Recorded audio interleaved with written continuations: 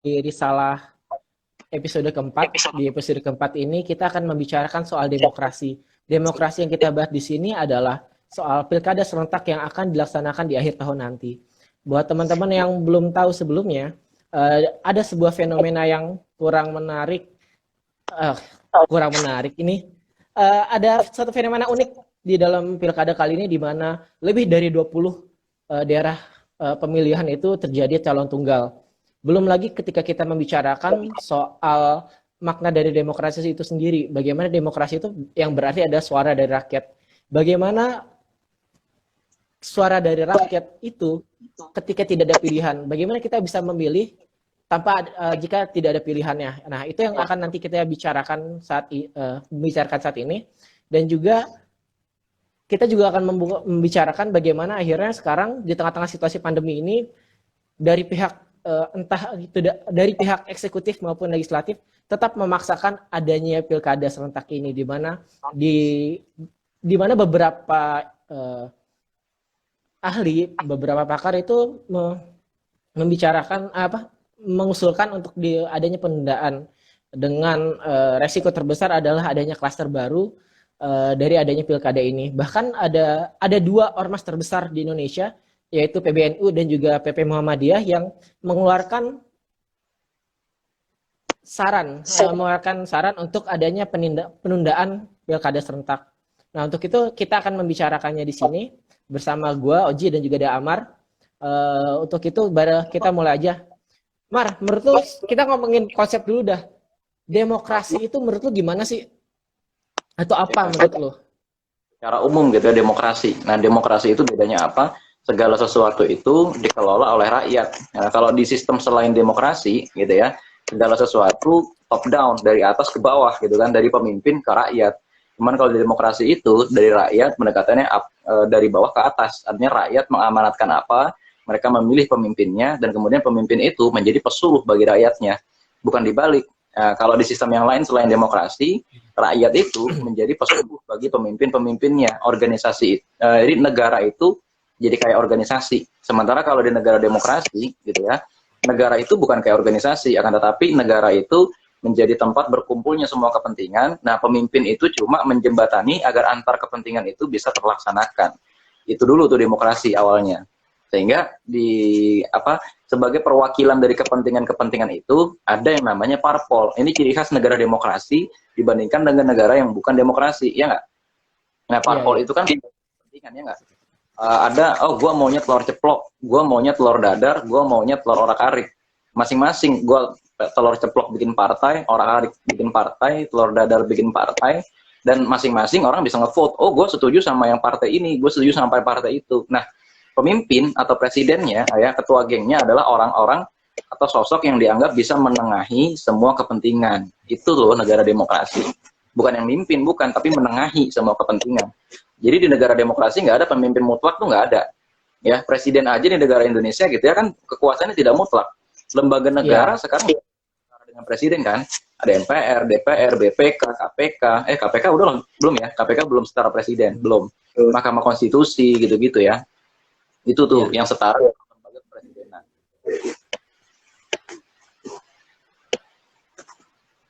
Oke. Tapi di tengah situasi yang sekarang ini, berarti kan bisa kita bilang bahwa semua itu berawal dari rakyat, sehingga pemimpin yang dipilih itu adalah perwakilan dari rakyat itu sendiri untuk kemudian nanti akhirnya menelurkan kebijakan ataupun menelurkan peraturan-peraturan kalau untuk yang tingkat legislatif. Nah, kita berbicara soal, gue lupa jumlah persisnya, 25 deh kayaknya, 25 daerah yang akhirnya terdapat calon tunggal di dalam pemilihannya. Apakah itu bisa kita sebut sebagai demokrasi ketika kita tidak mempunyai pilihan? Kayak ibarat kita tuh disuruh milih, lu mau makan apa, mau telur ceplok apa telur ceplok? Nah, kan nggak pilihan kan?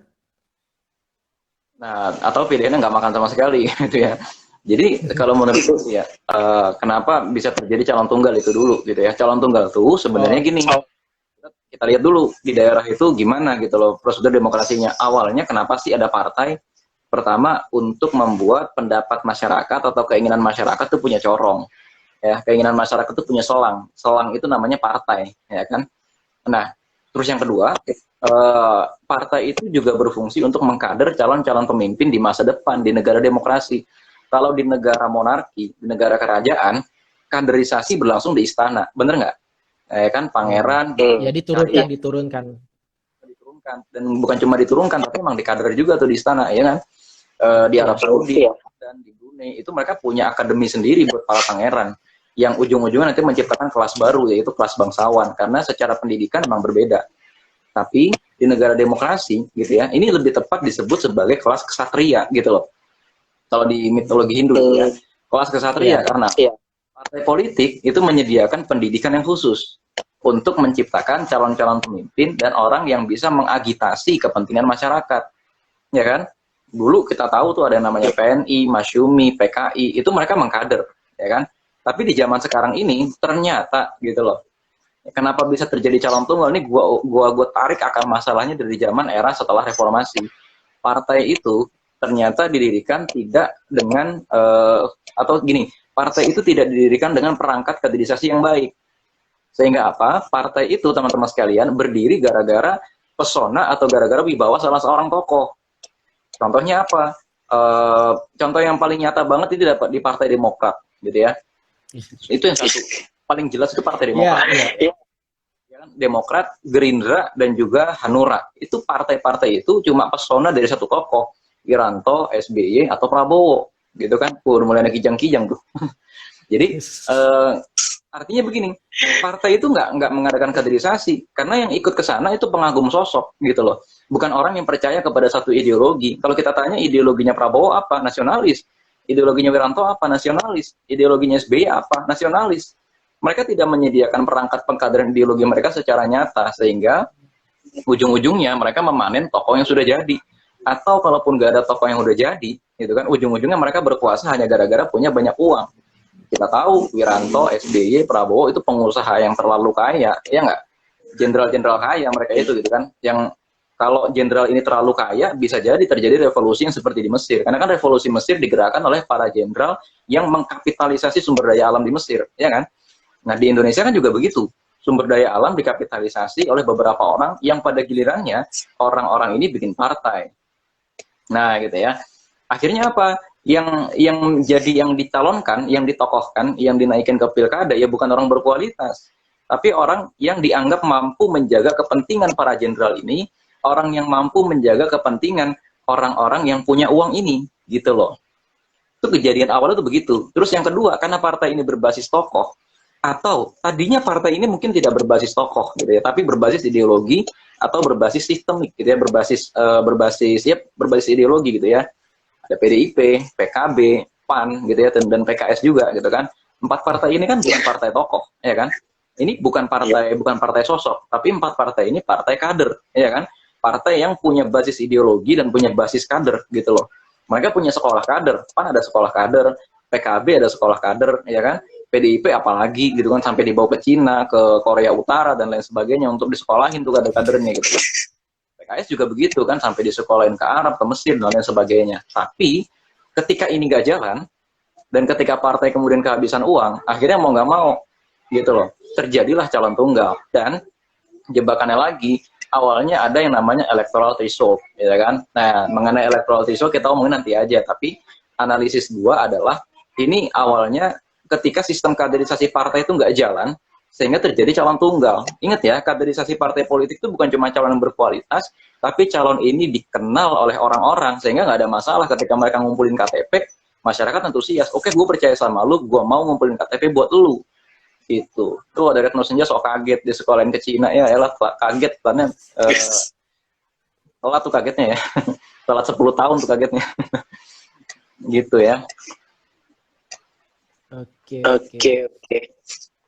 Soalnya kalau kita berkaca pada politik nasional, itu akhirnya banyak juga tokoh-tokoh yang hari ini manggung di pentas politik nasional itu adalah tokoh-tokoh non-partai yang kemudian terkenal dan akhirnya ditarik ke partai untuk maju dalam sebuah pemilihan. Ya kalau misalnya kita bicarakan kayak Pak Jokowi presiden kita pun juga kan sebenarnya kalau bisa dibilang orang non partai, dia adalah seorang pengusaha.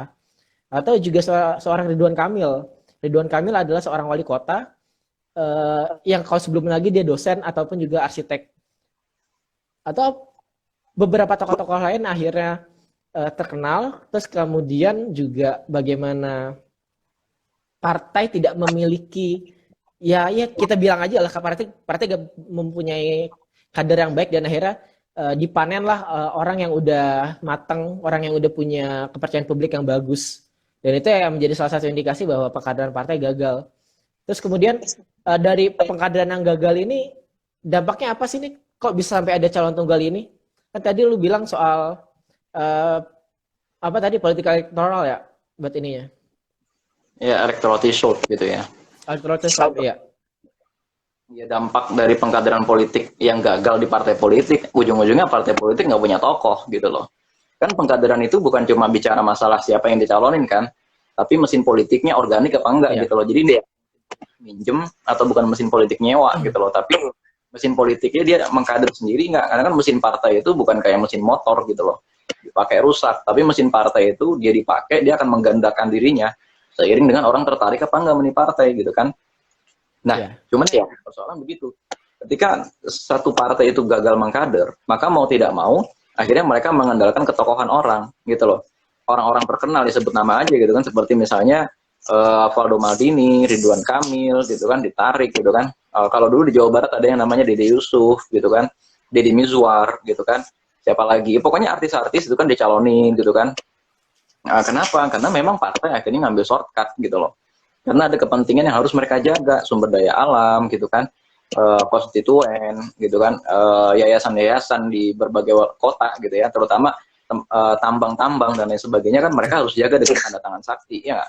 Dan itu yang membuat partai ketika kaderisasinya gagal ngambil shortcut. Nah, hubungannya apa dengan calon tunggal gitu ya?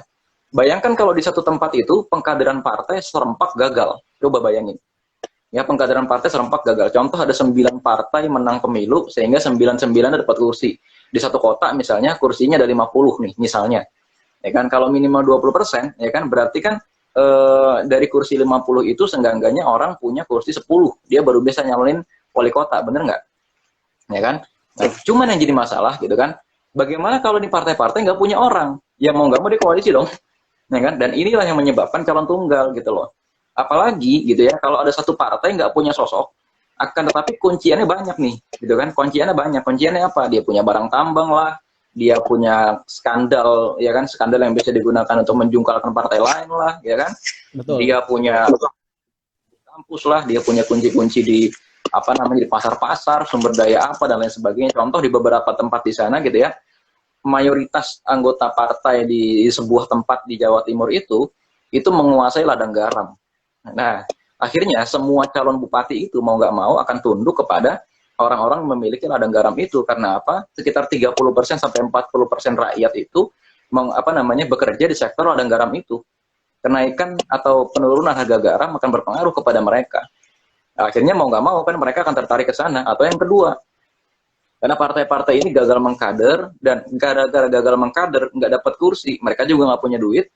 Akhirnya apa yang terjadi? Mereka mendekat kepada salah satu calon cuma untuk ngolekin biar dapat mahar. Oke, gue dukung lu, gue kasih 6 kursi gue di DPRD buat dukung lu, akan tetapi oke, maharnya satu kursi 2 miliar, jadi gue dapat 12 miliar gitu loh.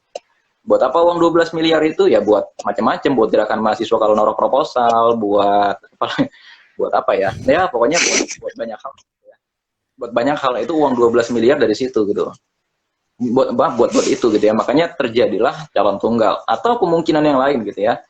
Dari mana hubungan antara gagalnya kaderisasi partai dengan adanya calon tunggal ini? Karena memang barangkali gitu ya, partai di daerah itu gitu ya, teman-teman sekalian, memang sebenarnya orangnya dia juga gitu loh. Orang-orangnya tuh kutu loncat. Nih, saya ada di Depok.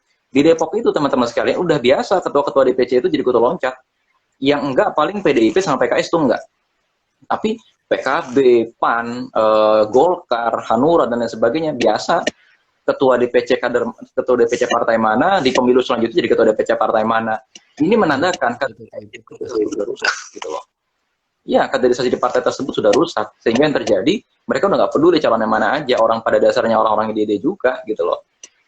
Jadinya jadinya calon tunggal deh kan gitu. Ini agak menarik juga sih soal kalau kita ngomongin soal balik lagi pengkaderan. Sebagaimana kita tahu di salah satu partai yang inisialnya Amanat Nasional itu sering banget adanya caleg-caleg artis. Gimana akhirnya iya kan? Partai Ya, ya. Inisialnya PAN. Partai itu. Iya benar sih, misalnya PAN. Banyak calon-calon dari kalangan artis yang notabene udah mempunyai nama di publik, dan tentunya pastinya lebih membuat untuk secure untuk mengamankan suara gitu. Tapi kalau kita tadi kan lu ngomongin banyak hal terkait fenomena-fenomena baik itu partai politik yang gagal ataupun juga dari individu-individu partainya yang notabene adalah seorang oportunis. Ketika ada satu peluang dia pindah ke tempat yang punya peluang itu, dan ketika dianggap di satu tempat itu dia menghasilkan peluang, dia pindah. Nah, itu bukannya jadi sebuah sebuah bencana demokrasi? Bagaimana partai politik yang seharusnya mewakili suara rakyat justru malah menjadi sebuah wadah yang oportunis, ditambah lagi dengan kader-kadernya yang juga demikian. Jadi ketimbang menjual pemikiran, ketimbang mengedepankan gagasan, mereka cenderung jadi pribadi yang pragmatis untuk mencari di mana kemenangan. Kalau fans bola bilangnya glory hunter. Glory hunter, pemain naturalisasi gitu ya. Jadi ya gimana ya, kalau menurutku ini sebenarnya balik lagi, memang inilah yang terjadi ketika demokrasi dipaksa diterapkan di masyarakat yang belum sepenuhnya cerdas. Ya, jangan dibandingin sama Amerika deh gitu ya, jangan dibandingin sama Amerika. Amerika sama Indonesia kondisi dan kualitas demokrasinya masih mirip gitu ya. Coba kita bandingkan sama misalnya negara-negara seperti Selandia Baru yang lebih maju sebetulnya daripada Amerika gitu ya. Atau negara yang sedikit lebih maju daripada Amerika itu Jerman, itu jauh lebih maju secara demokrasi gitu ya, karena masyarakatnya nggak terlalu barbar. Ternyata di balik itu masyarakat satu terdidik, itu yang pertama gitu ya. Terus yang kedua, sebenarnya siapa sih pemain utama demokrasi di Indonesia? Apakah seperti yang terjadi di Jerman atau Selandia Baru, partai adalah partai gitu loh, sehingga di belakang partai itu beneran tidak ada siapa-siapa gitu loh. Nah ternyata kondisinya di negara Indonesia itu beda. Di belakang sebuah partai itu biasa ada organisasi yang memainkan role utama gitu loh. Contohnya di belakang PKB kita tahu kita tahu ada NU gitu ya. Di belakangnya PAN kita tahu ada sebagian masa Muhammadiyah. Terus di belakangnya Hanura, di belakang Gerindra, di belakang PKPI itu ada masa dari TNI, gitu kan, orang-orang TNI ke sana semua. Di belakang Golkar ada pengusaha-pengusaha, ada Kahmi, HIPMI dan lain sebagainya, sebagian ke sana. Ya di belakang PKS ada SDIT itu gitu kan. Nah jadi di Indonesia itu agak sedikit lebih unik gitu loh. Ketika fenomenanya begini, ketika sebuah partai itu tidak punya backup sistem dari ormas-ormas ini, itu rata-rata saat itu juga pengkaderannya tidak jalan gitu loh. Ya, rata-rata pengkaderannya jadi tidak jalan segera gitu ya, setelah partai itu melepaskan diri dari entitas yang mewakili ideologi dia itu gitu loh. Nah, kalau menurut gue sih begitu tuh awalnya, sehingga kenapa terjadi fenomena calon tunggal gitu loh, karena entitas yang ada di belakang partai tersebut berhenti mengkader secara politik atau secara ideologis memang sudah berseberangan. Atau fenomena yang ketiga gitu loh, fenomena yang ketiga apa? Hanya untuk gara-gara memenuhi memenuhi kebutuhan pemilu yang semua partai itu harus punya keterwakilan gitu kan di seluruh kecamatan di Indonesia, sehingga semua partai harus punya DPC, ya nggak? Bukan syarat untuk ikut pemilu kan, semua partai harus punya DPC, sehingga dipaksa yang penting ada DPC dulu, belum tentu itu kadernya gitu kan, yang penting ini partai nafsu, yang penting gue ikut pemilu dulu. Nah ini yang kemudian terjadi di pemilu 2019 kemarin tuh yang gue lihat gitu loh. Akhirnya apa, di daerah tersebut wajar nggak ada orang gitu loh. Misalnya di Solo kita tahu kenapa nggak ada orang yang bisa maju, karena memang di sana parpol tidak mengkader. Ya barangkali gitu ya, PDIP sekalipun, karena kan Gibran tidak dikader di PDIP, iya kan? Dari mana Gibran PDIP-nya, orang kuliah di Singapura gitu kan, kok dikader di PDIP gak nyambung gitu kan? Nah ini loh teman-teman sekalian gitu yang harus dicermati gitu. Justru kalau misalnya Gibran itu kan bukannya sudah ada calon sebelumnya ya, sudah ada calon sebelumnya, sudah maju, tapi ternyata ada Gibran maju dan akhirnya ya kegocek lah dan akhirnya Gibran yang maju. Ya gitu dia, duit kali masalahnya kali, gitu kan. Karena kita lihat balik lagi, elektabilitasnya sejauh mana gitu loh yang jadi persoalan itu kan. Sama seperti misalnya kita lihat di Pilkada Jakarta kemarin gitu kan. Orang rindu sosok-sosok yang baru gitu kan. Tapi kok kenapa akhirnya dimajuin Ahok juga? Kenapa yang dimajuin malah tiba-tiba Anies Baswedan dan lain sebagainya gitu kan. Atau misalnya kita lihat di Pilpres deh gitu kan, di Pilpres kok tiba-tiba yang dimajuin dia lagi gitu kan. Orang mengharapkan ada nggak selain Jokowi dan Prabowo. Ternyata orang nggak punya pilihan, ada akhirnya kan polaritasnya segitu-gitu aja gitu kan, udah terprediksi 50-50 gitu loh. Kemarin kalau nggak salah pas Jokowi Prabowo itu kan 50 apa namanya 54% sama sekitar 46% ya Prabowo-nya itu kan, gitu ya. Nah teman-teman sekalian, jadi ini ada yang nanya tuh, demokrasi dalam konteks elektoral ya, coba judulnya dibikin lebih lengkap gitu, ngomongin apa kita nih hari ini. Ya, jadi gini ya teman-teman sekalian, hari ini kita ngomongin kenapa bisa terjadi calon tunggal, dan kembali kepada konteks Gibran tadi, ya kita tahu lah gitu ya, Gibran bukan orang miskin gitu kan. Sementara untuk membiayai pilkada di Solo itu cukup mahal gitu ya. Ya barangkali Pak FX Rudiatmo nggak punya duit sebanyak itu gitu kan.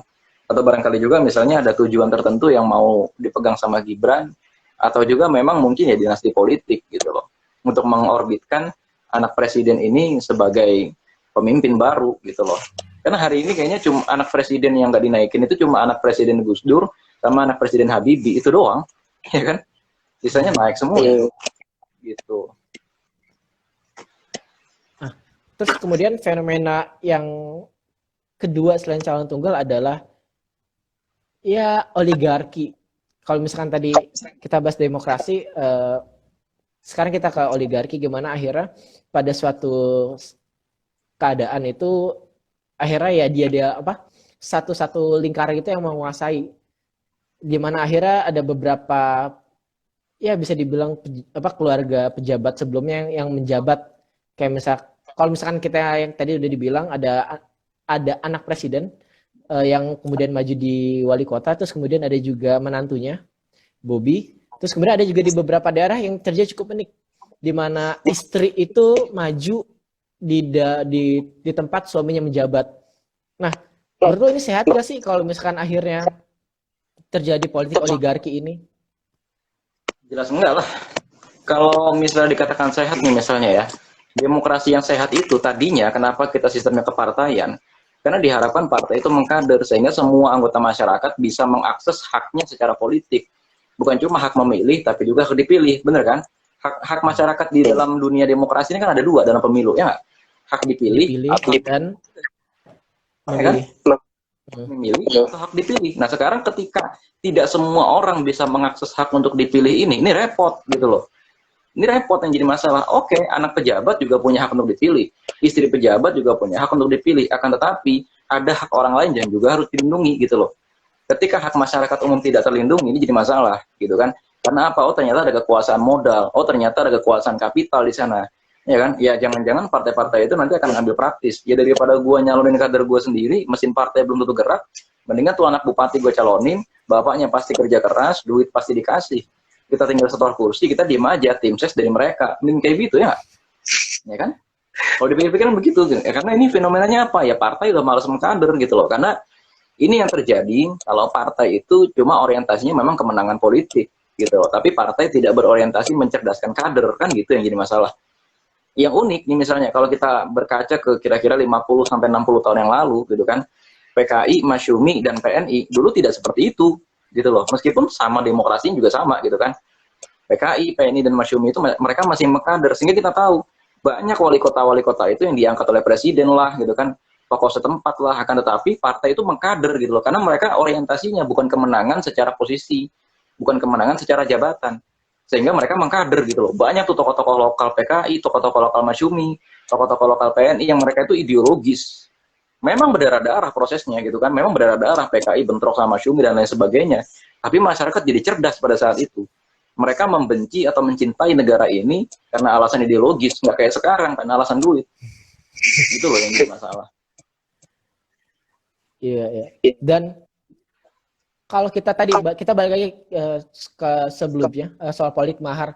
Ada satu statement yang menarik dari Menteri Politik Hukum dan Keamanan Pak Mahfud MD, gimana dia tuh kemarin berstatement bahwa 92% ya kalau gue gak salah, 92% calon yang maju hari ini itu adalah dibiayai oleh cukong.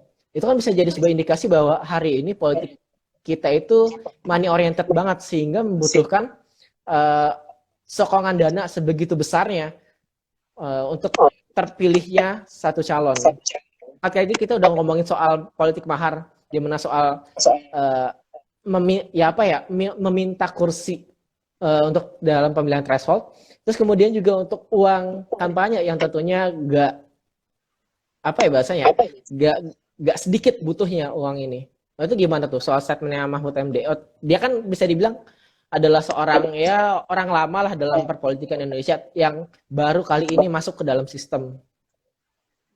Oke, nah kalau misalnya kita mau telisik lebih jauh ya memang ongkos demokrasi itu mahal, tapi mahalnya bukan ongkos demokrasinya sih sebenarnya kalau kita telisik lebih jauh lagi gitu loh. Yang mahal apa? Yang mahal itu ongkos menaikkan orang bodoh menjadi pejabat gitu loh. Itu yang mahal, karena apa?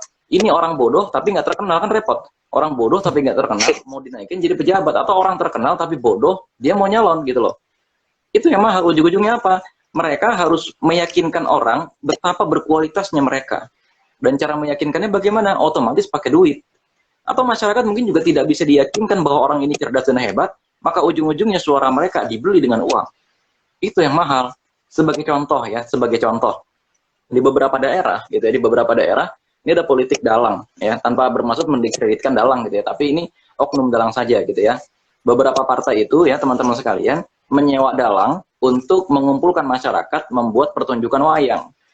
Nah, kemudian di situ, gitu ya teman-teman sekalian, di tengah pertunjukan itu si dalang ini biasanya menaikkan si calon ya sebagai tokoh dari permainan wayangnya itu, dan disitulah berlangsung percakapan antara Batara Guru dengan si calon bupati ini dan lain sebagainya.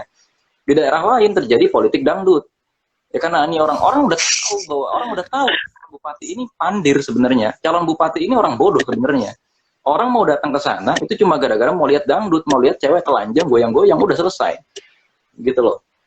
Itu kan yang apa namanya jadi persoalan. Yang mahal itu biaya dangdutnya, biaya ngumpulin orang-orangnya, itu loh yang mahal gitu ya. Sehingga itu semua mau tidak mau butuh biaya politik. Nah, beda dengan halnya kalau yang dinaikkan itu sudah orang terkenal. Ya ibaratnya sekarang gini, ini orang terkenal, dia punya integritas, masyarakat kenal gitu loh, dan masyarakat juga percaya sama dia. Ongkosnya akan jauh lebih murah gitu. Ongkosnya akan jauh lebih murah, apalagi kalau orang ini ideologis dibesarkan oleh partai tersebut secara organik. Waduh, itu lebih hebat lagi. Cuman kan gara-gara partai-partai ini rata-rata ketokohan, dan tokoh-tokoh ini juga tidak begitu ideologis, rata-rata kan sakit hati doang kan. Surya Paloh sakit hati sama Yusuf Kala, atau sakit hati sama Abu Rizal Bakri bikin partai. Haritanu sakit hati sama dirinya sendiri bikin partai, ya kan? Atau ya Wiranto sakit hati sama Golkar bikin partai. SBY sakit hati sama publik bikin partai, ya kan? Gitu-gitu doang gitu loh. Makanya wajar tidak mengkader akhirnya gitu loh. Cuma sebagai kendaraan politik ya sudah, akhirnya apa yang terjadi? Ya ongkosnya jadi mahal banget bro, ya kan? Wajar kalau naikin bupati bisa sampai 500 miliar gitu loh. Sementara ongkos bikin jalan nggak sampai 5 miliar. Akhirnya kan begitu. Itu loh. Iya, iya. Terus akhirnya timbullah kecenderungan kalau Mahfud MD bilang dari 92 apa sih namanya 92% calon yang dibiayai oleh cukong itu terjadi akhirnya politik transaksional, gimana akhirnya para cukong-cukong yang sudah membiayai ini meminta timbal balik dari calon yang terpilih untuk kepentingan bisnisnya, untuk kepentingan legalitas berjalannya usaha dia dan segala macamnya. Atau di sisi lain ada juga yang akhirnya cenderung memperkaya dirinya dengan konsep balik modal, gimana akhirnya dia itu berusaha dia misalkan dia ini ya ngeluarin duit, terus kemudian dengan kekuasaan yang didapatnya akhirnya cari duit lagi biar bisa banyak, biar bisa nutupin dan kemudian bisa dapat duit lebih banyak lagi. Maka di situ kan akhirnya banyak kasus-kasus korupsi yang terjadi di kepala daerah, kurang lebih seperti itu ininya, flow-nya lah, lingkaran setannya. kalau dibilang tuh ada with money you can get more power, with money you can get power, with power you can get more money, with more money you can get more power, dan di situ lingkaran setan yang terjadi. Karena apa? Kalau politik kita yang cost-nya mahal, sehingga si apa orang-orang yang maju ini perlu sumber daya sumber pendanaan yang besar, sehingga ya tadi kecenderungan terjadi transaksional, entah itu ke dirinya sendiri ataupun ke cukong-cukong yang membiayai pemilihannya dia. Nah ini juga sebenarnya ada benarnya juga ya. Lebih banyak kita punya uang, maka lebih banyak lagi kita punya kekuasaan. Tapi ini menyoroti apabila memang orang yang mau berkuasa itu adalah orang yang hanya punya uang. Apabila orang yang berkuasa ini memang tidak punya kapasitas, memang dia tidak punya bakat alami untuk memimpin, dia memang tidak dikenal oleh masyarakat punya integritas. Artinya ini orang jahat yang mau nyalon, dan masyarakat nggak akan mau milih dia kecuali masyarakat dikasih manfaat langsung berupa uang. Gitu kan sebenarnya kan. Dan memang yang terjadi begini loh, faktanya di lapangan gitu ya, cukong-cukong itu rata-rata tidak mendekati calon bupati. Karena calon bupati itu kan cuma alat dari partai koalisi, bener nggak? Cukong-cukong itu rata-rata. Makanya teman-teman sekalian kalau kita mau lihat gitu ya, rata-rata teman-teman sekalian, cukong-cukong itu korupsinya atau kasus-kasus penyuapannya itu kepada anggota-anggota DPRD, bukan kepada bupati. Karena memang yang berhak untuk membuat keputusan-keputusan undang-undang itu adalah DPRD. Gitu loh. Makanya yang rata-rata kena kasus suap, rata-rata kena kasus penggelapan dan lain sebagainya kan anggota-anggota DPRD gitu ya. Wajar kok gitu ya. Dan kalau menurut gue sih faktor utamanya ya tadi gitu loh. DPRD itu ketika atau partai-partai itu ketika mencalonkan seseorang itu butuh uang. Dan uang yang paling cepat datangnya dari mana? Dari cukong. Apalagi daerah-daerah seperti Kalimantan, Sumatera, Jawa Tengah yang masih banyak hutan. Rata-rata kan cukong-cukong itu kan kayu gitu-gitu ya, tambang, perikanan gitu kan, dan lain sebagainya. Ya kejadiannya kayak gitu aja udah gitu loh. Jadi partai-partai itu butuh mendekati cukong tersebut untuk mengganti biaya politik. Yang penting nanti siapapun yang dicalonkan gitu loh. Apakah yang dicalonkan itu tukang becak kayak, yang dicalonkan mahasiswa yang kagak lulus kayak, mau dicalonkan itu kayak juga bakal menang gitu loh. Ini ada satu kasus yang menarik gitu ya, di sebuah kota nih misalnya, di sebuah kota itu ternyata hanya ada 2 atau 3 orang, hanya ada 3 orang yang menguasai transportasi dalam kota dan antar kota di kota itu. Nah kemudian ternyata 3-tiganya ini nyalon jadi bupati. Nah cara kampanyenya itu gitu ya, jadi si 3 orang ini kan belum punya ini ya, belum punya partai nih, 3 orang ini nih. Mereka cuma punya bis, punya angkot, sama punya bemo, bukan bemo bahasanya apa ya, call ya, punya elep gitu ya, punya elep. Nah cuma ternyata gitu partai-partai ini yang mau nggak mau mendukung ke 3 orang ini karena kan licik cara kampanyenya. Cara kampanyenya gimana ya, orang-orang yang naik ke elepnya, orang-orang yang naik ke bisnya dikasih flyer apa dan lain sebagainya, karena mau tidak mau masyarakat akan menggunakan jasa perusahaan tersebut. Ya kan gitu. Ini kan cukong dalam skala kecil kan, yang mau nggak mau partai nggak punya pilihan lah. Yang kalah udah jelas, yang kalah yang tidak mau mendekat kepada 3 pengusaha mobil ini. Dan akhirnya partai-partai mau nggak mau gitu kan ikut ke dalam koalisi-koalisi, dan partai tinggal menakar. Oh ternyata calon si A kelihatan lebih kuat. Kan gini, pilkada itu sebetulnya dimulai ketika lebih dari 1 partai deklarasi. Udah ada 2 partai deklarasi dukung siapa, di situ udah mulai kelihatan siapa yang menang gitu loh. Nah akhirnya dari situ ya wajar aja akhirnya daerah tersebut dikuasai oleh oligarki, dikuasai oleh pebisnis-pebisnis hitam gitu loh, dikuasai oleh pebisnis-pebisnis yang memang masih mending nih kalau pebisnisnya langsung jadi pemimpin. Ini kalau pemimpinnya memang malah dikendalikan oleh pebisnis gitu kan. Seperti kita tahu nih kabinet sekarang gitu kan, di belakangnya ada pengusaha batu bara, ada pengusaha apa, apalagi di daerah-daerah yang bukan kota. Kalau daerah-daerah kota mah masih mending. Kalau daerah-daerah yang bukan kota, ya pengusaha tambang, pengusaha kayu, pengusaha rotan, pengusaha sawit, itu yang di belakang mereka gitu loh.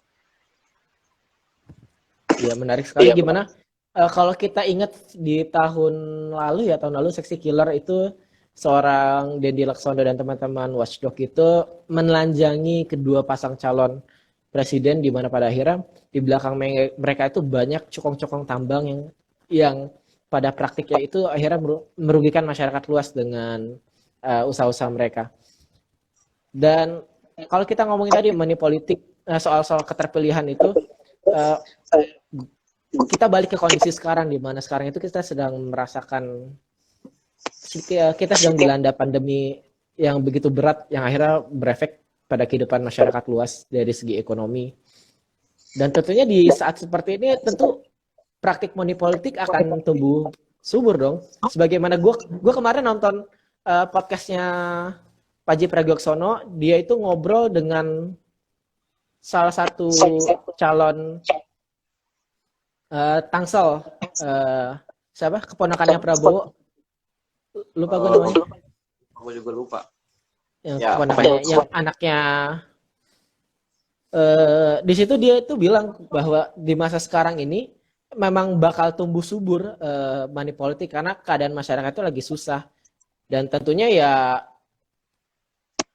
calon pemimpin di daerah itu bisa aja dengan leluasa melakukan money politik dengan memberikan uang kepada uh, konstituennya, kepada pemilihnya dia. Karena ya bisa kita lihat sekarang apa ya, supply and demand, di mana masyarakat lagi sedang butuh uang, dan di sini hadirlah pilkada serentak, di mana ya budaya money politik itu masih ada dan kemungkinan bakal tumbuh subur. Lu gimana Mar soal money politik ini? Kan tadi lu bilang itu akhirnya bikin kos mahal, tapi secara kesinambungan dalam hal menjalankan roda pemerintahan itu gimana, Mar? Pemerintahan daerah terkait money politik ini. lagi-lagi ya, money politik itu sebagai residu demokrasi itu sangat wajar terjadi. Yang tidak wajar kalau kita biarkan, yang tidak wajar kalau kita nggak berani ngomongin kayak gini, nggak berani kita buka gitu ya. Ini netizen seenggak-enggaknya kalau nanti di depan rumahnya di hari pemilihan ada amplop, ya buang aja tuh amplop gitu kan, lempar aja ke KPU gitu loh. Maksudnya ya sekarang begini ya masalahnya. Ini dia jeleknya gitu, kenapa pemerintah itu memaksakan mau ada pilkada serentak. Gue yakin salah satu faktornya adalah ya cukong-cukong itu udah nggak mau lagi gitu kan, nanti membiayai kalau pilkada diundur lagi gitu loh. Maksudnya gini, peta politik bisa berubah bro, ya kan, partai-partai ini bisa cabut koalisi kapan saja ya nggak? Kalau kira-kira nanti dalam waktu 3 bulan lagi, kan sebenarnya yang gini loh, ada beberapa kerugian ketika pilkada nanti diundur. Kerugian pertama itu secara tidak langsung akan terjadi perpanjangan masa kampanye dong, gitu kan, seenggaknya kan begitu gitu kan. Terus yang kedua gitu kan, nanti yang terjadi adalah barangkali dana pilkada akan dialihkan untuk dana pandemi. Nah kan kita nggak tahu nih, gitu kan, pandeminya akan berlangsung lebih baik atau lebih buruk lagi. Bisa jadi nanti malah pilkada serentaknya dibatalkan dan masa jabatan para bupati yang ada sekarang mungkin akan diperpanjang setahun atau 1,5 tahun. Kayak BEM gitu ya, nggak ada kader dipanjangin masa jabatan. Jelek banget ya. Tapi ya balik lagi, obatnya apa? Obatnya penyadaran kepada masyarakat gitu loh. Justru kenapa sekarang masyarakat itu susah? Karena kan yang naik orang-orang nggak capable, ya nggak sih? Bupati-bupati, kalau wali kota itu gitu kan, atau kepala dinas gitu kan yang terhormat itu, beberapa di antara mereka memang tidak capable sehingga mereka gagal menyelamatkan ekonomi di tengah-tengah masyarakat. Gagal mereka gitu loh. Ada kok beberapa daerah yang bupatinya selalu terkenal dan kemudian nggak ngerti dari mana masyarakat mendapatkan sumber uang. Contohnya apa? Di daerah-daerah yang tadinya adalah sawah, ini yang saya katakan di beberapa tempat gitu ya. Daerah-daerah adalah tadinya sawah, masyarakat di sana bekerja sebagai petani. Namanya petani, mau pandemi mau kagak, nggak terpengaruh.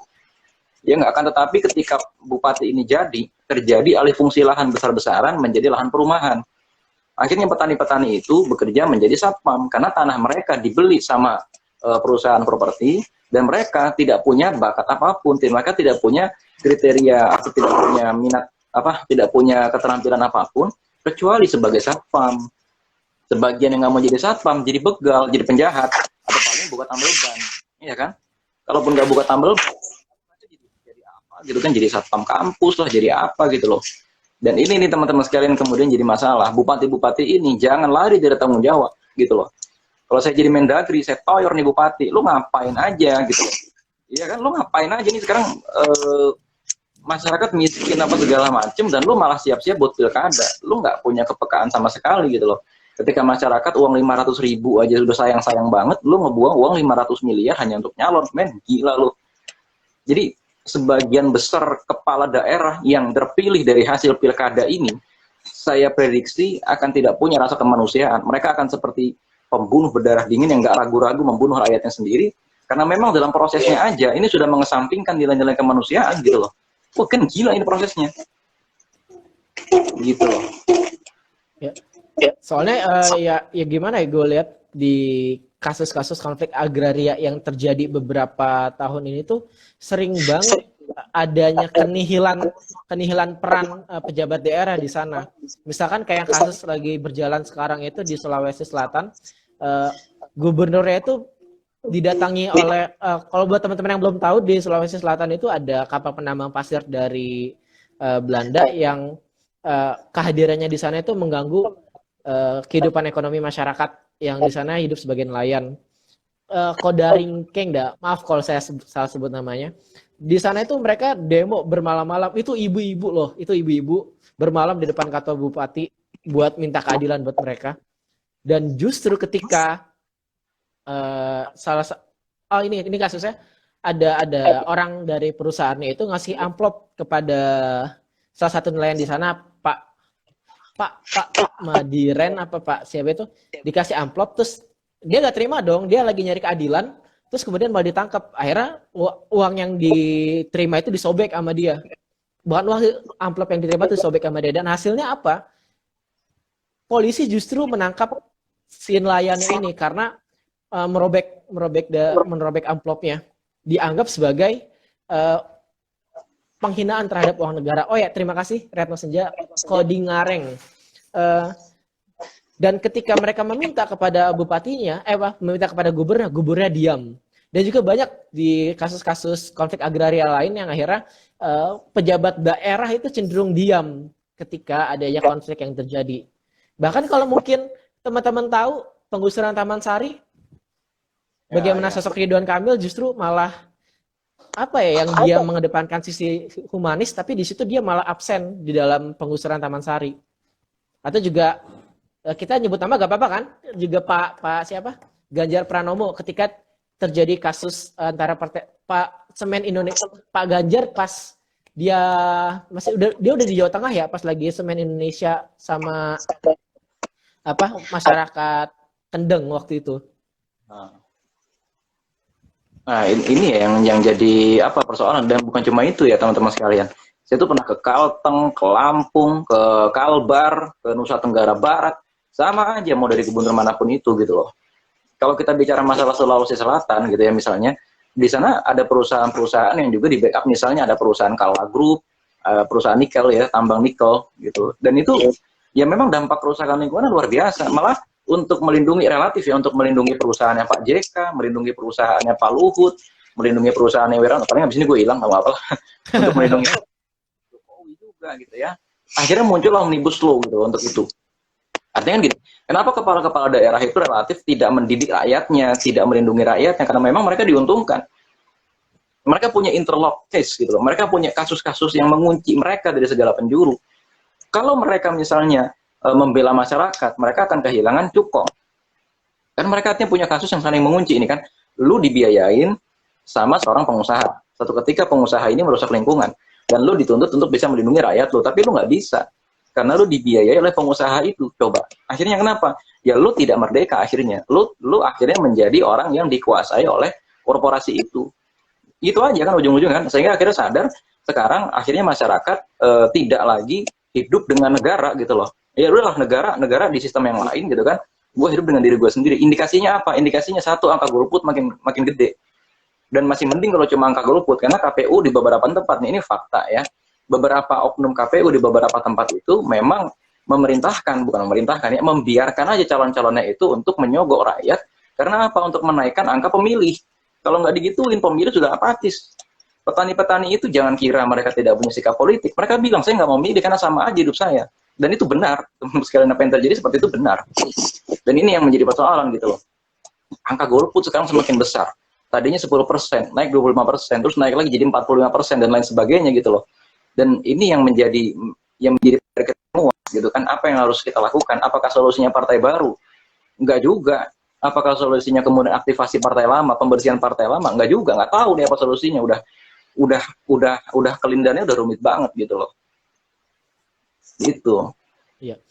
Kan ini menjadi menarik kemudian pembahasan selanjutnya terkait golput. Gimana akhirnya golput itu hadir sebagai sebuah sikap.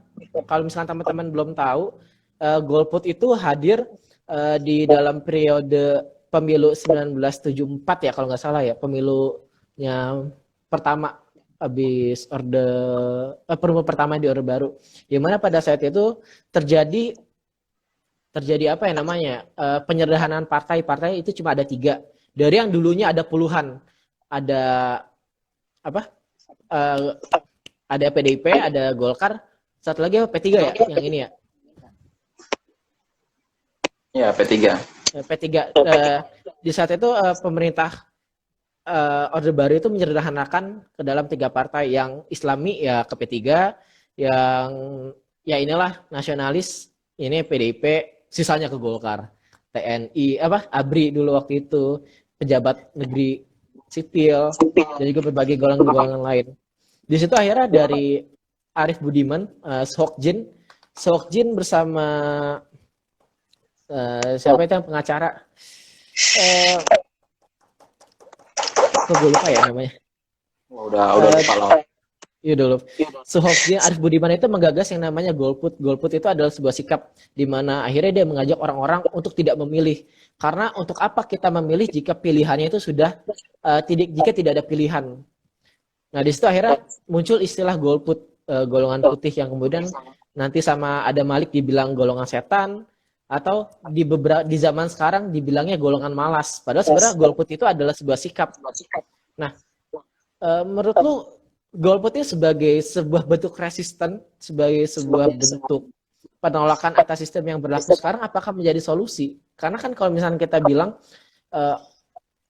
kita golput, ya kita cuma satu suara doang, sedangkan yang lain tuh masih banyak. Apakah golput itu menjadi solusi? Apalagi kan kalau pemilu kemarin ada ancaman-ancaman dari pejabat negara kalau misalkan mengajak golput itu bisa dipidanakan lewat undang-undang ITE ataupun undang-undang pemilu. Bawaslu pun pada pemilu pilpres kemarin juga bilang demikian. Sedangkan kalau kita sadari bahwa golput adalah sebuah sikap, bagaimana menyalurkan hak suara kita itu adalah hak, bukan kewajiban. Kalau yang nama hak itu kan bisa kita kasih, bisa enggak nih. Menurut gimana ini golput ini di tengah kondisi politik yang sekarang?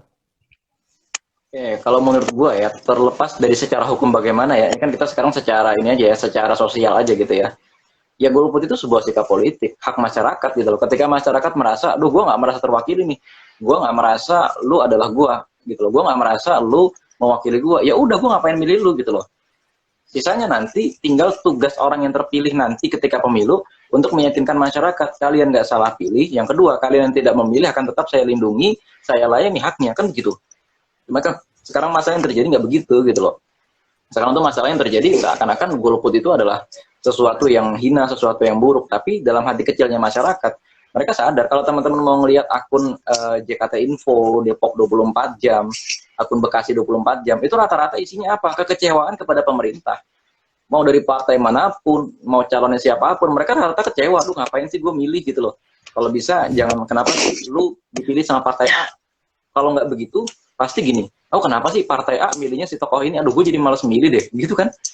Dan itu adalah suara hati kecil di tengah-tengah masyarakat, dan siapa yang patut dipersalahkan? Ya pemimpin sebelum terjadinya pemilu itu, gitu loh. Kenapa? Karena gagal meyakinkan masyarakat bahwa mereka punya kepentingan kepada negara. Masyarakat itu golput karena merasa, saya dengan atau tanpa negara kok bisa hidup ya ternyata. Malah negara hadir untuk mengambil atau untuk membatasi hak hidup saya. Ketika ada negara, saya dipajekin. Ketika ada negara, hak saya dibatasi. Ketika ada negara, BPJS dinaikin. Ketika ada negara, uang saya yang 2 juta ini nggak bisa bersaing di hadapan korporasi yang uangnya 2 triliun. Saya kalah di hadapan korporasi. Padahal tadinya saya berharap dengan adanya negara, saya haknya sama dengan korporasi. Tapi ternyata dengan adanya negara, hak saya tetap tidak sama dengan korporasi. Kalau begitu saya tidak butuh negara. Kan itu. Itu yang dirasakan oleh hati kecilnya masyarakat. Benar nggak? Ya kan? Ini yang dirasakan oleh masyarakat kendeng gitu kan. Oh, tadinya gue milih negara, tadinya gue bersama dengan negara, karena gue berharap gue sebagai petani, haknya disamakan di hadapan hukum. Tapi ternyata ketika gue di hadapan hukum, haknya nggak sama, ya gue ngapain gitu ngikuti negara, gue ngapain beriman kepada sebuah negara gitu loh. Ya kan, mendingan gue murtad dari negara ini gitu kan, atau mendingan gue mengambil jarak politik dari negara ini, gue hidup di rumah gue yang aman, gue nggak pakai BPJS, gue nggak punya rekening, gue nggak pakai KTP sekalipun, gue hidup tenang bersama dengan alam, dengan diri gue sendiri yang indah ini, tanpa perlu gue dibebani oleh pilihan gue ternyata korupsi. Itu loh, logis kan? Yoi. Indi jalur negara. Iya, indi jalur negara gitu kan. Hidup-hidup sendiri gitu loh, hidup nggak pakai negara gitu kan. Nanti gue ngebayangin ya di masa depan nanti akan ada satu society yang dilindungi juga oleh negara, kan, tetapi gini, mereka berkeyakinan pokoknya kita kaum tanpa negara ya gitu loh. Semacam hippies, tapi ini mereka punya organisasi gitu loh, punya komunitas. Ya barangkali juga ya fenomena radikalisme, ya kan, fenomena terorisme. Jadi gini ya teman-teman, terorisme tuh ada ya. Gue pernah ketemu dalam penjara, gue ketemu orang yang memang radikal, Islam radikal ada gitu ya. Atau orang fenomena munculnya komunis baru, fenomena munculnya sosialisme baru. Ini semua kan reaksi gitu loh kepada kegagalan negara di era sebelumnya gitu ya untuk melindungi kepentingan mereka. Sehingga karena mereka tidak puas ya muncullah gerakan-gerakan seperti itu. Masih mending kalau masyarakat golput. Kalau nggak golput ya munculnya jadi kayak begitu tuh. Munculnya jadi pemberontak dan lain sebagainya gitu kan. Iya, iya. Iya. Karena ya cara golput yang diambil itu adalah cara damai kan. Dia itu gak menghalangi pemilihan, gak ngerecokin, gak buat keonaran, tapi ya dia dari dia sendiri yang akhirnya menolak sistem yang sedang berjalan sekarang ini. Nah, itu dia. Dia menolak sistem gitu loh. Ya itulah kenapa muncul HTI gitu kan, kenapa muncul gerakan Al-Qaeda masuk Indonesia, kenapa muncul komunisme baru gitu kan, kenapa muncul gerakan anarko. Mereka kecewa sama negara gitu loh. Dan kekecewaan ini tidak ditanggapi secara bijak, malah ditangkap dan lain sebagainya. Ya udah. Padahal yang mereka inginkan sesungguhnya adalah pemerataan keadilan, pemerataan akses, ya nggak? Negara hadir di depan isu-isu semacam tadi, biar negara kita itu nggak jadi mainan cukong, termasuk ketika sistem pemilu dimainin. Ayo dong, partai-partai politik, orbitkan dari sekarang, mana tokoh-tokoh lu, mana orang-orang yang dikader gitu loh. Kalau emang Gibran itu dikader sama PDIP, ngapain Puan sama Megawati yang jadi juru kampanye gitu loh. Kader PDIP Solo aja, jangan-jangan kejadiannya kayak waktu pemilu di Jakarta. PDIP itu dukung Ahok, ya kan, ternyata Boy Sadikin sebagai ketua DPD Jakarta ke bawahnya itu indah gerbong semua, ya kan? Gara-gara apa? Ternyata PDIP setempatnya nggak diajak ngomong sama Megawati, karena ini ternyata kepentingan Megawati semata, bukan kepentingan PDIP. Kan gitu, jujur aja sekarang kepada publik. Apa yang terjadi di dalam tubuh PDIP? Karena PDIP adalah partai pilihan kita saat ini, mau tidak mau. 20% suara kita adalah di PDIP. Berarti apapun yang terjadi di tubuh PDIP, kita punya kepentingan dong. Iya kan? Masa cuman gitu? Ini kan berarti jangan-jangan kejadiannya kayak di Jakarta kemarin, sehingga yang kelihatan di muka publik, loh Boy Sadikin kok pergi ini bawa gerbongnya, kenapa ini? Ternyata pernyataan Boy Sadikin apa? PDIP lokalnya nggak diajak ngomong, kan begitu. Ya, sebut aja gitu. Terus kemudian gue juga melihat fenomena kita selanjutnya nih, soal golput. Kan ada, oke lah kita buat beberapa klasifikasi golput, yaitu adalah golput karena ya emang pendiriannya dia karena untuk melok sistem, ada juga golput karena males. Tapi yang ketiga nih, ada nih golput yang baru yang hadir sekarang ini, yaitu adalah golput karena kesehatan. Bagaimana ya situasi pandemi sekarang itu akhirnya membuat orang-orang membatasi aktivitasnya dia di luar rumah, mengurangi aktivitasnya bersama-sama orang-orang di luar bersama. Terus ini kucing saya ganggu. Tapi akhirnya dengan dipaksakannya pemilu serentak di akhir tahun ini, ya mau gak mau kan mereka diwajibkan negara untuk berpartisipasi di sana. Padahal kan tadi balik lagi kan ini adalah menyalurkan suara adalah hak. Nah, menurut lu gimana sih? Karena gue beberapa kali bertanya kepada orang-orang di daerah yang sedang ada pemilu, mereka tuh bilang orang-orang tua di sana tuh lebih memilih untuk tidak menyalurkan suaranya karena mempertimbangkan aspek kesehatan. Karena kan ya kita tahu sendiri kan orang tua itu adalah salah satu dari golongan yang rentan terhadap virus ini. Atau juga beberapa kawan-kawan juga memilih untuk tidak menyalurkan suara karena mereka nggak mau jadi carrier. Karena kan kita agak serem ya ketika nanti datang ke satu TPS dan TPS itu longgar protokol kesehatannya dan kemudian menjadi klaster baru, kita datang memilih pulangnya bawa virus loh. Nah itu bisa bahaya banget, apalagi kan sekarang tingkat kenaikan orang yang kena itu udah lebih dari 4.000. Menurut lu gimana nih soal pilkada di kala pandemi ini? Nah ini ya balik lagi nih, gue sih punya satu, kita juga namanya diskusi ya, bukan diskusi serius ya, tapi diskusi nggak psikologi juga, tapi tetap pakai ilmu ya. Gue nggak setuju kalau dibilang orang-orang takut COVID sebenarnya, tau nggak sih? Artinya gini, gini loh. Orang kenyataannya orang tetap ke masjid, gitu kan? Artinya orang nggak takut COVID sebenarnya. Orang kenyataannya tetap kerja, ya nggak? Orang tetap dangdutan, tetap mau sekolah, gitu kan? Orang kenyataannya tetap ke pasar. Artinya sebenarnya ini mereka kecewa aja sama negara, gitu loh. Kayak mereka, apa sih lu gitu? Apa sih lu gitu? Ini kita lagi capek nyari duit segala macem, lu malah ngadain pemilu. Oke men, sekarang gitu loh.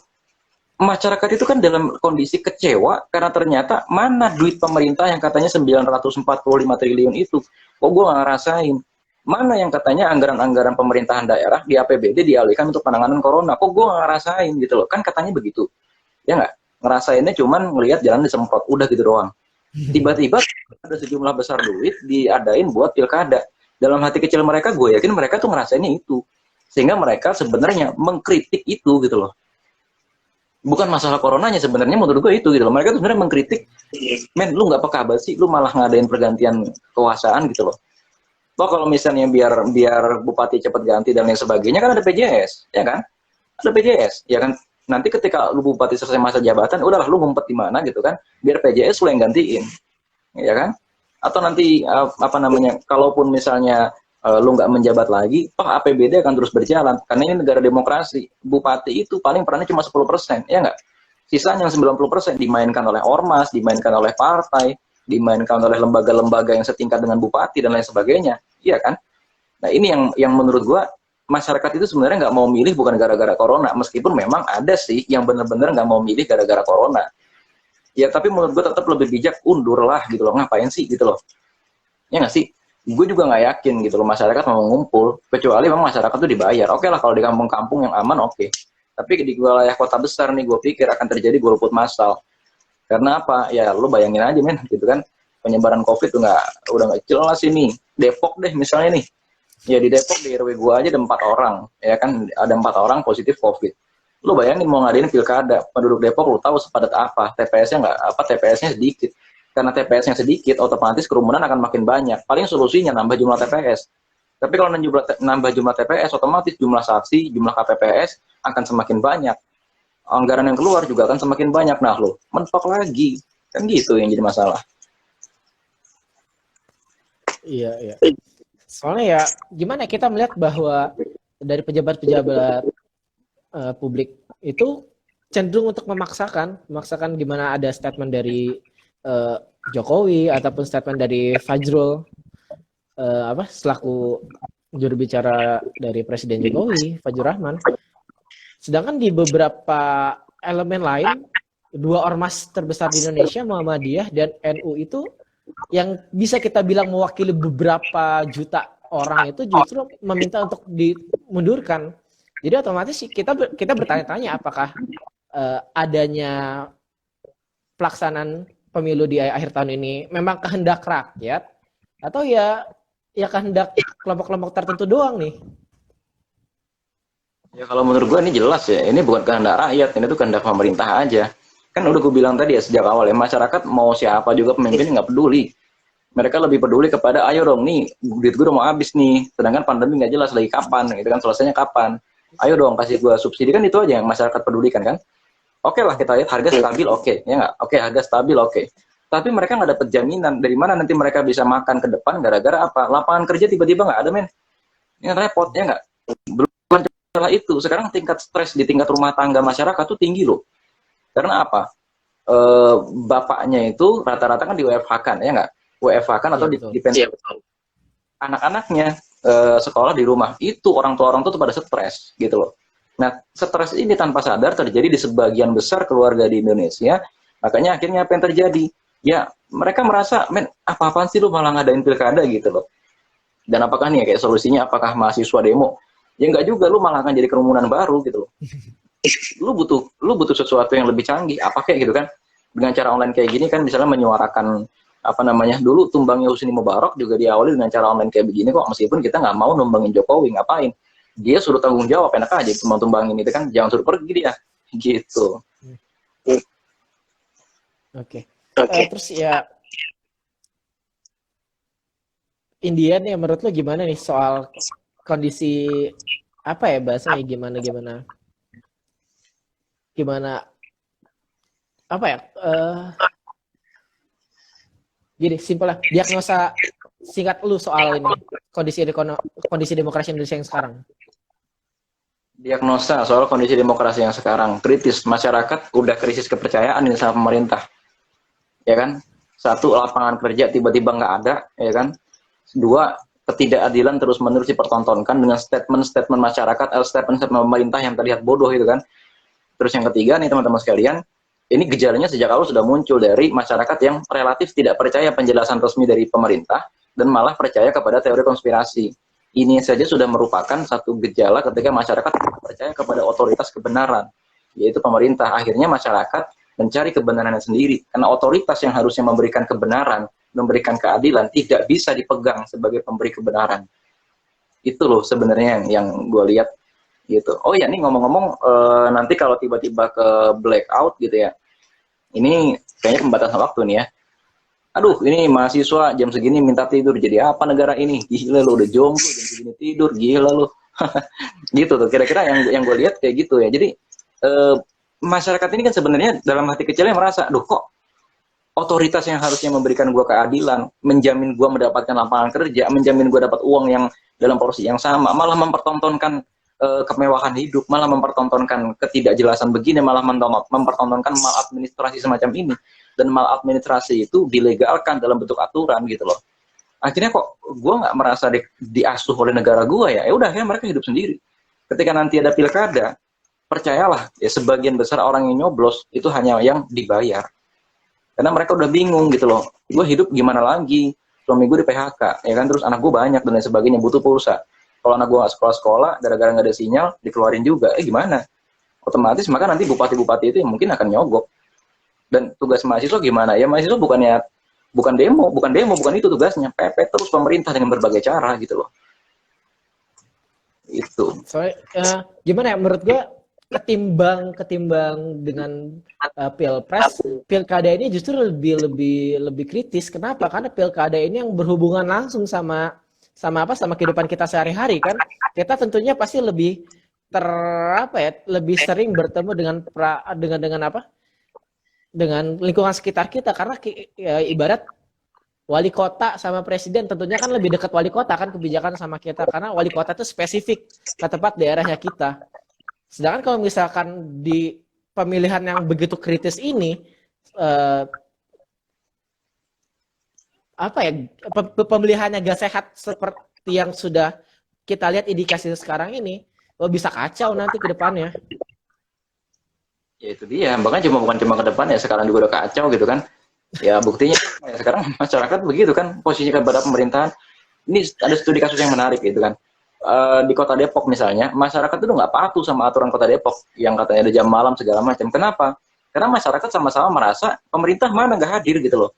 Dan ini diperkeruh dengan hadirnya akun-akun lokal Depok yang justru seakan-akan kebijakan pemerintah itu semuanya jelek. Jadi ketika pemerintah nggak lockdown, salah. Ya dikatain oleh masyarakat. Ketika pemerintah menetapkan jam malam, salah lagi gitu loh. Dan akhirnya ujung-ujungnya apa? Sebenarnya ternyata mungkin barangkali akun-akun itu sebenarnya corong-corong pilkada gitu sebenarnya, buat untuk menjatuhkan incumbent atau menjatuhkan sebuah partai. Barangkali begitu, dan ini juga terjadi gitu. Ya kan? Ketika nanti pemerintah nggak nge-lockdown, salah. Tapi ketika pemerintah nge-lockdown, salah. Tergantung siapa buzzernya kan, begitu nanti jadinya kan. Itu dia, ya iya kan. Tergantung siapa buzzer. Gimana ya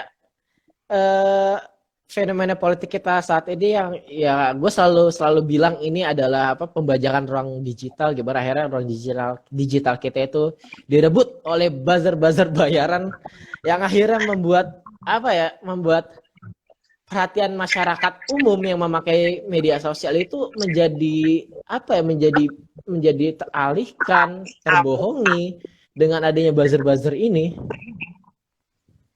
Ya itu dia men. Gini cuy. Kalau misalkan gue sebagai calon.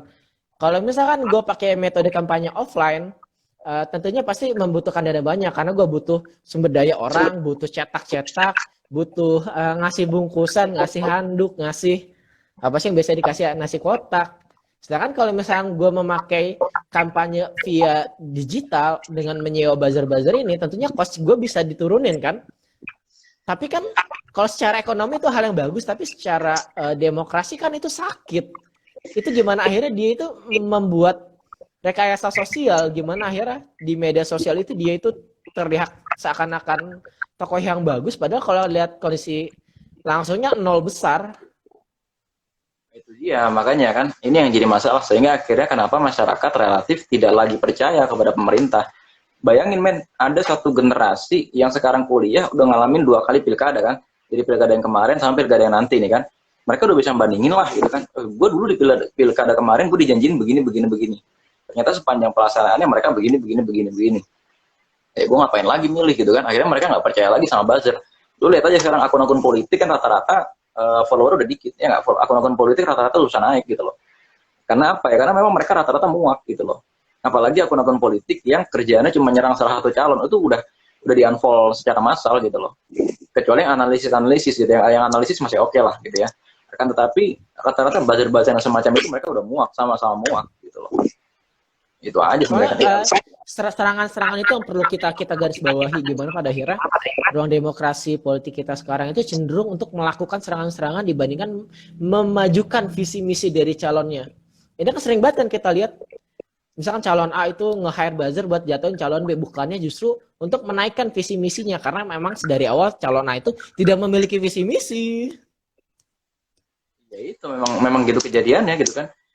Logikanya begini, ketika misalnya gue dicalonin oleh PKB misalnya kan sebagai bupati, otomatis visi misi gue nggak boleh dong dari gue sendiri, ya nggak? Secara demokrasi visi misi gue dari PKB kan, tapi bagaimana jika gue dicalonkan oleh multi partai yang chaos itu. Misal gue dicalonin antara PDIP koalisi sama PKS, ya kan, terus gue dari kalangan NU, coba dari mana nyambungnya gitu kan? Visi misi gue nggak bakal gue laksanain lah, ya kan? Dari mana ketemunya visi misi PDI sama PKS? Nggak ketemu gitu loh, nggak ketemu, dari sini aja udah ngaco gitu loh. Nah makanya ya akhirnya visi misi itu cuma bullshit aja, yang penting ada, yang penting tempelin aja ya, sama lah kayak pemilihan ketua BEM gitu kan, visi misi hasil ngobrol di kantin gitu kan, sisanya ketika lo menang ya lo nggak akan melaksanakan visi misi lo gitu kan, lo hanya akan curhat sana sini dan lo menjalankan itu, udah gitu aja ujung-ujungnya gitu. Coba kita ingat wali kota Anda yang ingin mengetaskan macet dengan membuat lagu-lagu di lampu merah. Itu dia. Jakarta juga begitu ya, kita ya, gubernur juga begitu. Lo ketika mahasiswa tentang BLU kan, ya kan? Tapi lo diem aja ketika Anies Baswedan menetapkan BLU ke sekolah-sekolah negeri, ya kan? Lo ribut ketika lo ribut ketika kementerian itu menetapkan BLU ke kampus-kampus. Tapi kenapa lo diem ketika Anies Baswedan menetapkan BLU ke sekolah-sekolah negeri? Datanya ada. Beberapa SMK dan SMA sekarang sudah BLU. Kenapa lo diem? Ya gitu aja kan masalahnya.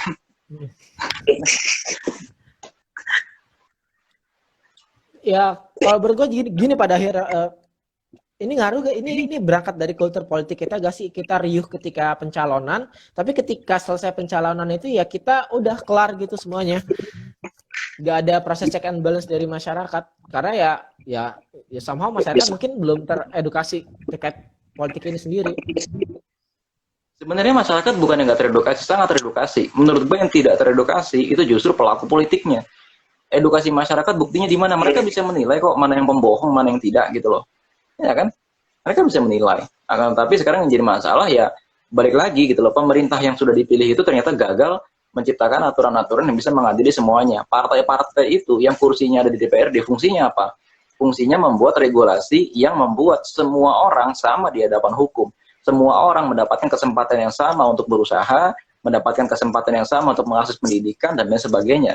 Tapi ketika anggota-anggota DPRD gitu ya, atau bupati-bupati itu ujung-ujungnya membuat peraturan yang tidak mengadili semua orang, tapi hanya mengadili salah satu pihak, hanya memberikan akses kepada salah satu pihak, ya akhirnya masyarakat, oke, gue ngapain lagi ngurusin pemerintahan gitu loh. Mendingan gue nyangkul atau mendingan gue kerja gitu kan, dan di dalam pekerjaan gue membunuh orang aja. Karena gue nggak akan diadili selama gue punya uang. Gitu aja. Oke, mungkin itu terakhir dari lu ada gak yang mau lu sampaikan soal gimana kondisi demokrasi kita saat ini dan apa yang harus kita lakukan di saat-saat seperti ini? Pendidikan politik itu penting. Ini buat teman-teman mahasiswa nih, kebanyakan gue gedek banget ya. Gue kesel banget sama teman-teman mahasiswa yang tiba-tiba jadi penggemar teori konspirasi. Apa yang kita berdua buka sekarang ini bukan teori konspirasi loh, gitu ya teman-teman sekalian. Jadi gini ya, pendidikan politik mahasiswa itu penting banget untuk mengetahui apa hak dan kewajiban bupati, apa peran parpol di negara demokrasi gitu kan, apa peran pilkada dan lain sebagainya. Lu jangan dikit-dikit ngomongin teori konspirasi. Lu nggak usah ngomong yang di luar kemampuan lu gitu loh. Ini vaksin sebenarnya buatan Cina lah dan sebagainya gitu kan, atau misalnya virus ini sebenarnya buatan Israel. Udahlah, itu bukan urusan kita. Yang sekarang jadi urusan kita itu, ini gimana cara sama-sama perbaiki kota kita, kan gitu yang jadi masalah kan. Lu kan belum mikirin nih misalnya kan sebenarnya gaji para nakes itu dari mana sekarang gitu kan. Lu nggak mikirin misalnya eh, kepolisian yang bersentuhan langsung dengan masyarakat, mereka rentan nggak. Dana negara yang besar itu kan sebagian besar diturunkan kepada polisi. Polisi itu ketika habis tugas disterilisasi loh, gitu kan. Karena apa? Wih, bahaya men. Dan sekarang ada beberapa bupati udah meninggal, sekda udah meninggal gitu kan. Ini yang menjadi fakta gitu kan, kenapa aparatur pemerintahan diutamakan dalam penanganan corona. Lu bayangin, selevel sekda yang meninggal bisa macet loh, gitu loh. Bisa macet ini berjalannya gitu kan, bisa macet, APBD bisa macet dan lain sebagainya. Sekelas bupati meninggal ini bahaya gitu loh. Ya kan? Dan kita karena kita terlanjur kecewa sama negara, kita minta anggarannya mayoritas ke masyarakat dan lain sebagainya. Men, itu bukan cara yang cerdas untuk membahas sebuah pemerintahan. Itu bukan cara yang cerdas. Makanya kita nih, iyalah kita didiklah masyarakat gitu ya. Kita belajar gitu loh untuk menciptakan satu iklim politik yang sehat gitu loh. Itu sih sebenarnya kalau menurut gua. Kalau menurut lu gimana? Golput adalah kunci. Golput ya menurut gua ya. Oke lah kalau misalnya golput itu. Masyarakat kan nilai-nilai itu gitu loh. Agar apa? Agar pemerintah dipaksa untuk mengundurkan jadwal pilkada. Silakan aja gitu kan. Dan golput harus dilindungi secara undang-undang menurut gua gitu. Ya kan? Malah nggak bijak. Karena nanti pemerintah ngumumin kita akan menggunakan mesin pencari untuk melacak akun-akun yang ngomongin politik. Wow, gitu kan, gila banget. Gitu kira-kira. Oke, mungkin itu sekian dari Risaltak episode keempat ini, ngomongin demokrasi, ngomongin soal pilkada di saat masa pandemi. Untuk teman-teman yang ketinggalan live-nya ini, nanti kita juga ada di Facebook dan juga di Spotify. Nanti teman-teman tinggal cari aja Risaltalk. Nanti juga ketemu kanalnya, ketemu channelnya. Nanti teman-teman bisa di subscribe ataupun di like ataupun di share ke teman-teman lain biar bisa tahu terkait percakapan kita kali ini. Dan ini mungkin sekian untuk Risaltalk 4. Di sini ada gua, ada Amar, dan kita mengucapkan terima kasih kepada teman-teman yang udah bergabung malam ini. Ini sekarang udah mau ganti hari. Selamat malam dan selamat berisyarat. Oke, assalamualaikum warahmatullahi wabarakatuh. Ya terima kasih ya, ini ada 39. Ya, assalamualaikum.